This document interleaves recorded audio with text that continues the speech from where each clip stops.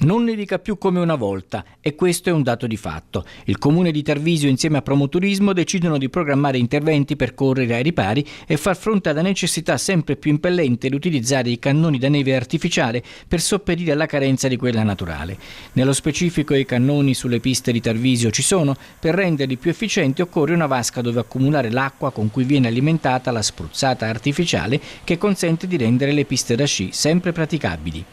Prima del 2024 viene individuata un'area di 26.000 metri quadrati a Camporosso, a valle degli impianti di risalita, ma la superficie ha dei proprietari privati, per cui oltre a tutte le procedure per le varianti al piano regolatore generale, il Comune deve anche prevederne l'esproprio.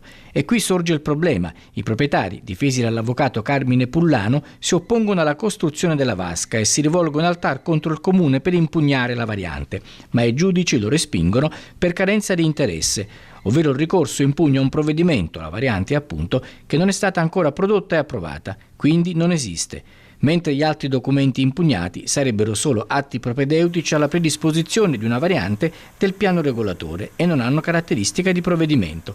Nel testo del ricorso si fa però anche riferimento al fatto che la zona individuata per il bacino di accumulo dell'acqua viene spesso attraversata da un orso.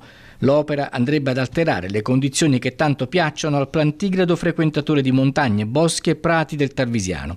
Ma neanche questo particolare ha convinto i giudici triestini. La partita non finisce certo qui, perché dopo il TAR potrebbe essere attivato il Consiglio di Stato ed anche gli eventuali passaggi successivi, variante compresa, se e quando il Comune la approverà, potrà essere impugnata dai proprietari della superficie. Non si esclude che il Comune e Promoturismo decidano di realizzare l'opera altrove, dove non passano gli orsi.